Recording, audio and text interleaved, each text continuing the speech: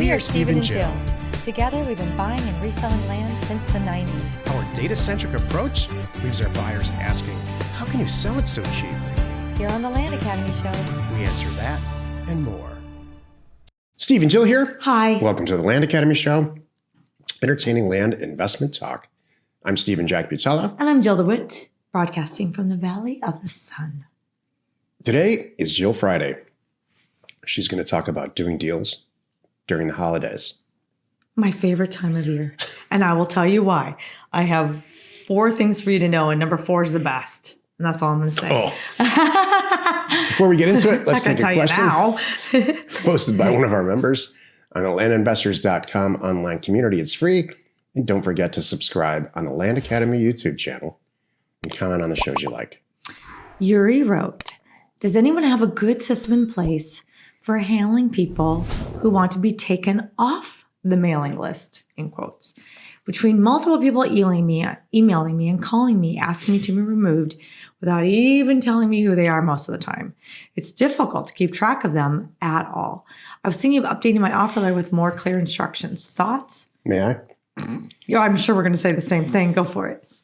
Well, number one, it's great that they don't leave a message about who they are. And here's why. We haven't talked about this in a really long time, and it's something that's very important. The way that this mail merge is done, or the way that how we do this mail merge and how I teach doing this mail merge, which is the mailer itself, is the culmination of me failing at it for 20 years. This is the one thing that works now. Yeah. I failed and honed in and changed things and did stuff and made changes over here. And the result is what we use now, which is why one of the reasons it's successful. And so it's one of the reasons it's so successful is because most people think you sent out one letter. It doesn't look like it's a chain letter or a form letter or any of that, the way that it's all put together. Most people. So they say, hey, I got your letter. Go pound sand and take me off your list, because they think you just sent it to them. Because everybody thinks that they have the greatest property there ever was. Right. The people that are providing the hate here. So, and the fact is that they don't. And the fact is we don't care. It's just a numbers game for us. Correct. Do you need to keep track of them? No. Do you need to really go through your thing and put a line out through there? No. Are you going to mail them again? Yep. Probably not. Or even if you do, who cares? Like, I'm not going to, by the way, if I do mail them again, it's going to be a ways down the road, because I'm not going to immediately 6 months or 6 weeks hit them again. I'm moving on to a different area. I'm moving on to a different size. I'm moving on to something else. I'm not going to keep track. Of all the things to do in this business, that. there's a lot of moving parts to it, and it can and is extremely profitable once you get all the parts moving together. This is not something you ever need to worry about ever again. You know what? And here's what you do, Yuri, on the phone. You don't even say, whatever, with these people. You do let them think that you are. When you talk to them and they say, I need to be off your list. I am so sorry. Got it. What's your name? Okay, you know what? I just took care of it. You won't get anything else from me. Mm-hmm. And then you hang up and then they feel good. She disarmed them. Yeah. That's what she does. Yeah. Today is Jill Friday. She's going to talk about doing deals during the holidays. This is the meat of the show. It's like, what? So don't we take the holidays off? Don't we just kind of sit back and relax and close up our office for 2 weeks? No. I was like, what is she going to say here? Because that's what it seems like to me. During deals with the holidays, screw it. Go have some fun. Just enjoy your family. Don't answer the phone. Mm-hmm. It's going to be fine.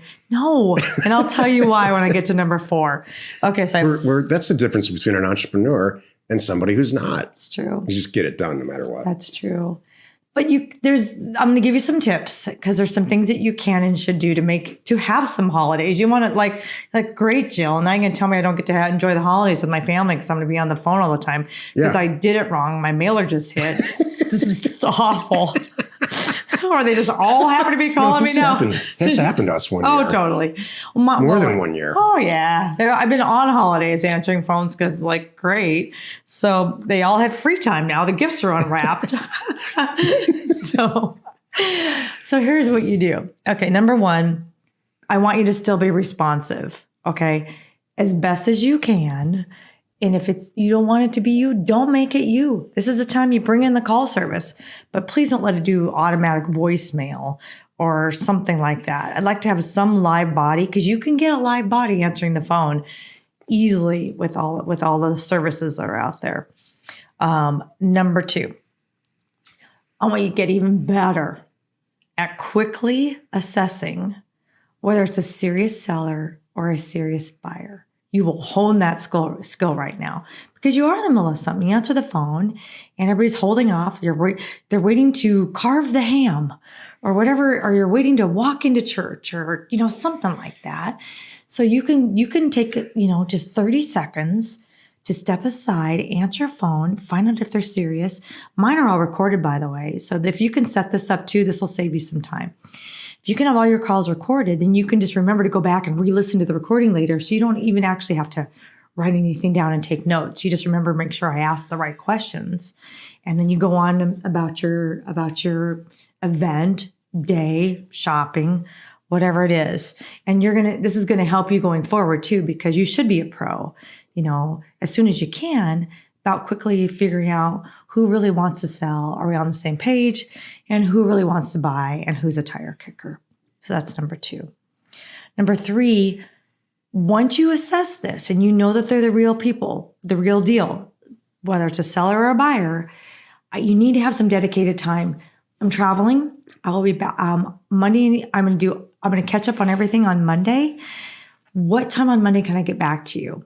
Whatever it is, have a dedicated time, make it known, tell the seller, tell the buyer when you're going to sit down and review all this, do your due diligence, wire the money, whatever the situation is, do the deeds kind of thing, connect. They get it. They understand. They just, once they know from you, that you are interested too, and they're going to get paid, they'll be like, oh, okay, great. Well, we'll talk on Monday. That's fine with me. No problem. And they can sleep well knowing that's going to happen. And then my number 4 point here is be ready, because the best thing that can happen right now is you can have that one wonderful, random, crazy person call you between now and the end of the year that says, I got to get this property off my plate in 2021. How you can have it for this. For tax reasons. Yeah, exactly. So I was, I don't want to sell it, for this, but if you can make it happen between now and the end of the year, I'll give it to you for this, because like you said, there's a tax reason it's going to pay off in the end, that they've got to get this off their books. And boy, I've got some great, great deals. Look, you're already very organized, right? Mm-hmm. You already have everything in Microsoft Outlook connected to Microsoft 365. You already know exactly what you're going to do every regular week of your entire career. Every single hour is accounted for, especially if you're starting out. So you never do anything like this. Wake up that day and just kind of figure out what you're supposed to do that day from a work standpoint. That would be ridiculous. That's never going to work. You already have an incredible amount of organization and structure in your week. And so if it's the week of December 25th, that calendar is going to look different. Just follow it. There's no stress in this. Sure. I used to be the stress monster all the time because I didn't know what I was supposed to be working on until I really, really got organized and scheduled out everything that I'm supposed to be doing, what I'm supposed to be doing, including screwing off. And so, Jill and I every week have slots in our calendar where we stop everything and go have a blast. Mm-hmm. And so those weeks, these holiday weeks are no different.